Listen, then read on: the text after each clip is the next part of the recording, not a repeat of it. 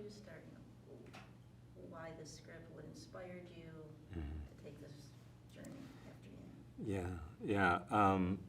I read the short story, which was in a collection, and I think one of my producers, Tressa Park, had introduced me to this collection. And I think she had pointed me to another short story that I was reading, but then I started reading other shorts, and this was the first in that collection. And I was really struck by that story in the way that it was really took place in the future, but it felt so present because it was really about a family and a father, trying to process losing something that for him was just a tool, and that was interesting to me. I think a lot of times when a story deals with AI, it is always about this AI wanting to be a human.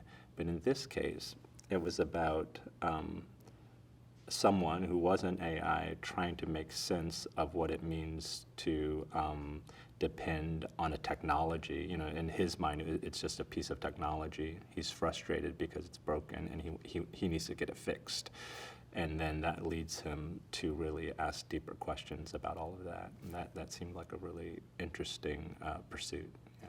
Were you looking for something that had AI in it, or was No. I think in fact what was most compelling about it was that it was a family drama. It felt like it was really about what it means to be a part of a family. And it's a very short story, and it also, which was attractive to me because it allowed me to sort of really expand it and expand the world and the days and even my own exploration of family and my own struggles that I have as a modern human being, and so I also knew that it would give me a lot of breadth to really explore the things that were pressing upon me as a human, and so that was also attractive because the film or the short story takes place over a day. It's really about a day, and so I was able to really kind of use that as a catalyst to talk about things that were felt really important to me. And but all that to say, it was such a beautiful little piece of structure and family, and so well written that it. Yeah. Have you done that before? That takes anything from a short story? No, I've never done that. Yeah. So it was really great. Working with Haley Liu, can you talk about that?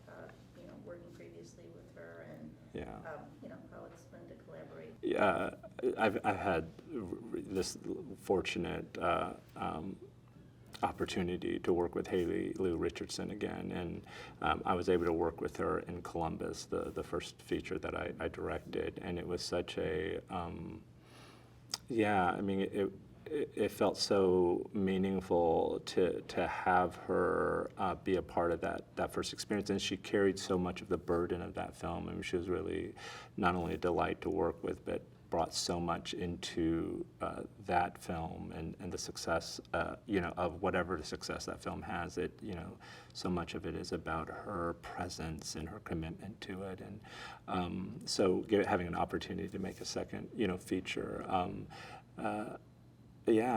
Like looking for an opportunity to work with her again. And I didn't necessarily at the time think, I'm going to write something for Haley Liu, but no doubt at one point as I was writing, I could imagine what she would bring, just being more familiar with what she brings and the texture and weight that she can give to something.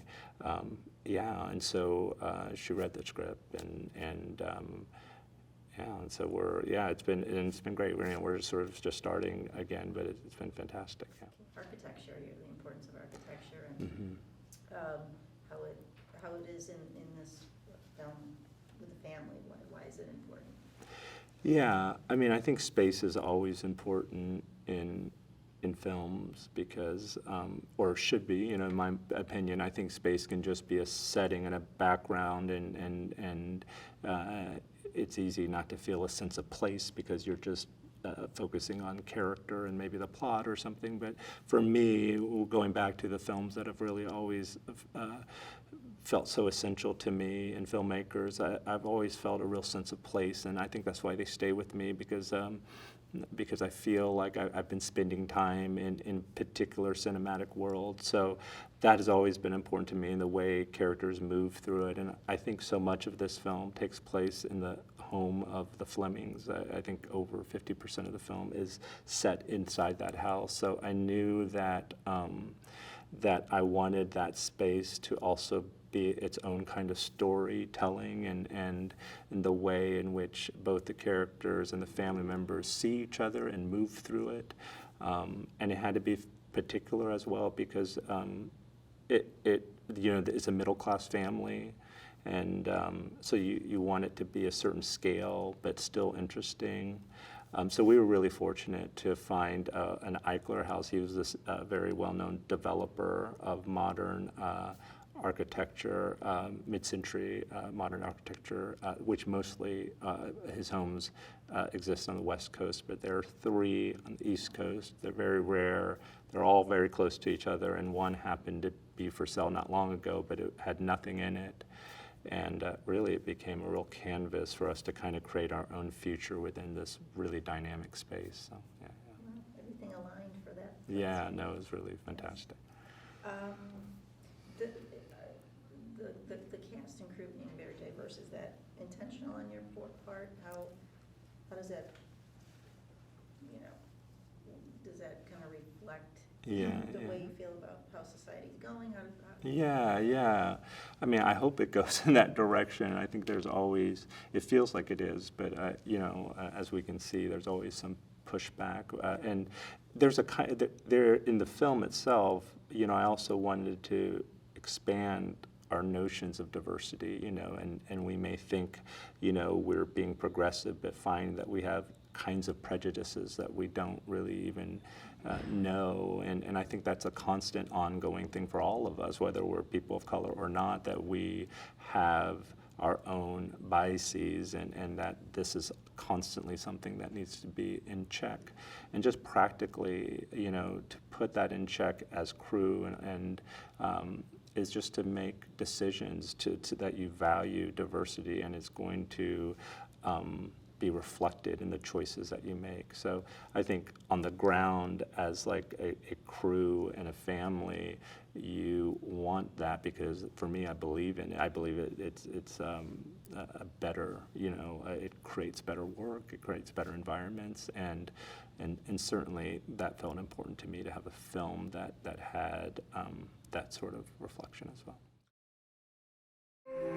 動かなくなった AI ロボットヤン。彼のメモリには家族が知らなかったある秘密が残されていた。I wish I had a real memory.